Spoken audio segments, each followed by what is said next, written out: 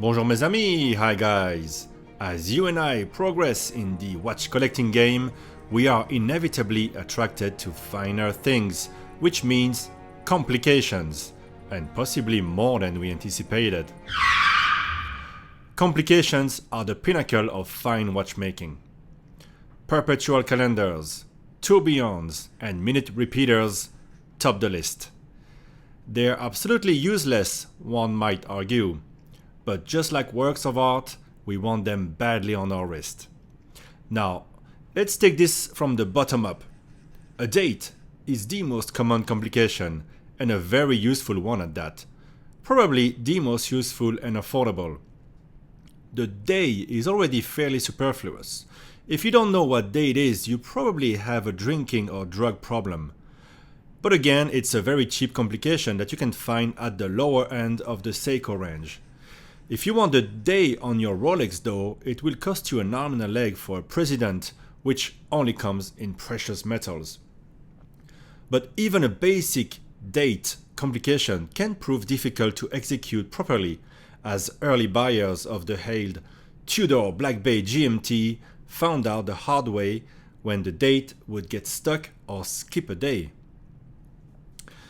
Then there's the ever popular and romanticized moon phase, which really is only useful if you are a fisherman stuck in the 40s. Actually, I gotta say that I sleep poorly on full moon days for some reason, so it's nice to have a warning on my wrist of when I'd better just watch movies all night rather than bother trying to sleep. Moon phase is where things start getting more pricey and, well, complicated. You asked for it, so now let's see what kind of trouble you got into. Moon phases often come together with full calendars, date months, that can be achieved cheaper through a module on top of a time-only movement, or can be fully integrated, which is a more pricey option. Of course, some watches have just the moon phase. I think we all have been attracted to the Jaeger-LeCoultre JLC ultra-thin moon phase, which already costs a pretty penny. The brand is soft, so you can find the watch at a discount or on the used market. You can also find it at bargain prices. Likewise, the fully integrated calendar with the addition of a chronograph is totally achievable at the same price level on the used market as an Omega Moon watch. I fell for the Zenith El Primero Chrono Master full calendar moon phase, which I got on the used market for about $3,000. And this is where your complication gets complicated in two ways. First, you need to keep the damn thing updated since it's not a perpetual or annual calendar. And since you rotate it with other watches in the watch box, especially if you're not a really dress watch kind of guy, it means a lot of adjustments and more wear on the pushers and internal organs. And secondly, the attractive price you got means it didn't price in the service cost. Of course, the seller didn't mention that. Of course not. When he noticed the watch started running a bit slow, that the chronograph pusher tended to get a bit sticky, that the date wasn't clicking in right at midnight anymore, he decided to sell, as servicing a watch you think of selling anyway isn't cost effective. After service, he'd have to move the piece at a higher price point, which isn't easy with brands like Zenith or GLC.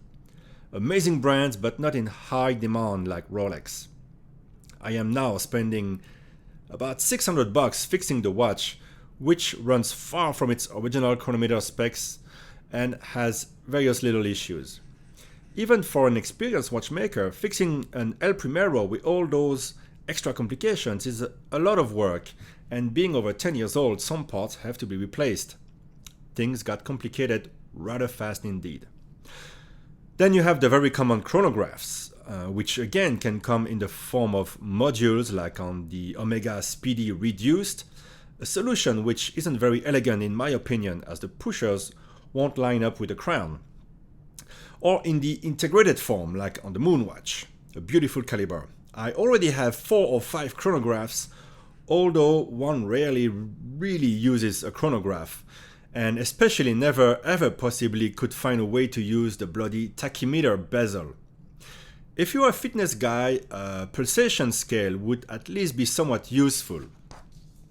I dread the day I need to service my extremely complicated GLC Reverso Grand Sport Chronograph. That will be a hefty one. The service on my El Primero is my first warning, as I am contemplating achievable complication grails, the Perpetual calendar and the tourbillon. You heard me right. Those are achievable again through the same two brands that I have just mentioned, GLC and Zenith. The GLC Master Control Ultra Thin Perpetual calendar retails for $19,000. Not the end of the world when it comes to perpetual calendars from prestigious brands.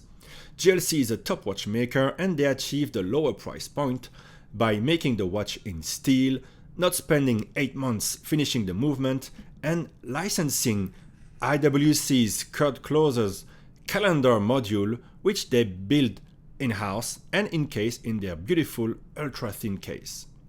On the secondary market, I have just found a 3-year-old barely used model for 10 grand. A bargain! I spent more on my Rolex Diver. But while the Rolex is built to withstand a nuclear war and is bound to hold or gain value, the GLC is, well, just another GLC to be honest. Yes, it's amazing and you will get kudos from watch connoisseurs, but there's a reason why a guy is offering it for half the price.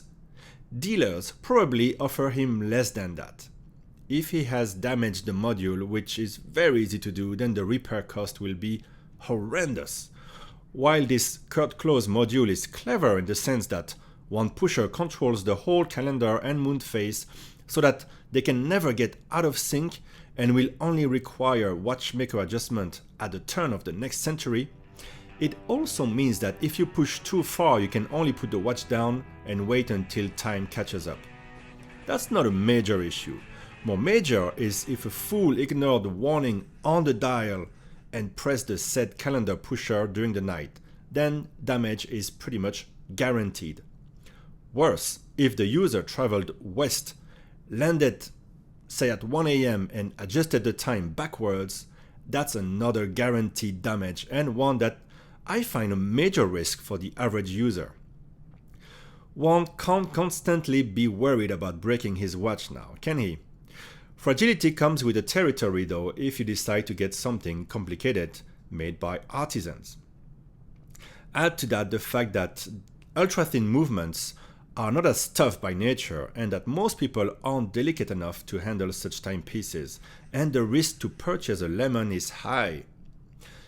Likewise with the Zenith Tourbillon, which I can buy brand new here for nearly half sticker. The watch seems more robust, but imagine what a repair will cost down the line. If I get full warranty though, it's a more attractive proposition than the GLC. But the secondary market to flip this will be very, very limited. As much as punters feel comfortable dropping 10 grand on a steel Rolex that only tells time, they are a lot less inclined to drop 15 grand on a Zenith, no matter what fancy complication it sports. There is actually very little information about this model on the web and just one video on YouTube from Tim Mosso. That also restricts the interested public should you want to move the piece. It has next to zero general public prestige despite the presence of a bloody tourbillon. The obvious analogy is buying a Ferrari on the cheap. Yes, after you've worked 20 years, you can probably afford a 90s Ferrari 355 with some issues. But break the gearbox and your bank account will take a serious hit you might not have factored in. Also, not to put down the achievement of GLC and Zenith, but do you really want to have the cheapest tourbillon or perpetual calendar on the market? I think you have to have serious money in the bank to get into such complications. Basically, if you can't afford 5 of the things, you shouldn't go and stretch your budget to buy one because it can break you and make your life more complicated than it needs to be. I know we want the thrill of owning the forbidden fruit, but isn't it more satisfying to work another 10 years and be able to state, I can afford the very best? My passion is the tourbillon, and I'm gonna get one of the best out there, the Lange or the Patek. This is food for thought, guys. I'm recording this video as much for you as I do it for myself, really, to try and stop me from embarking on a costly endeavor. One thing I forgot to mention perhaps is that those complications are hailed by many, but really, will they look better on the wrist than an Omega Speedy Moonwatch, for example? I'm on the fence about that as well. That's also perhaps why you want the very best, the AP or Vacheron Constantin. Those complications deserve beautiful finish and precious metals. Encasing them in steel with minimal cost spent on details sort of cheapens the experience. I'm not sure. There's pros and cons to this argument. Let me know what you think in the comments. Have you been burned or had a good experience buying a complicated watch? Help me decide, as I have a couple of weeks to decide whether I grab that GLC Perpetual calendar. Till next time, au revoir.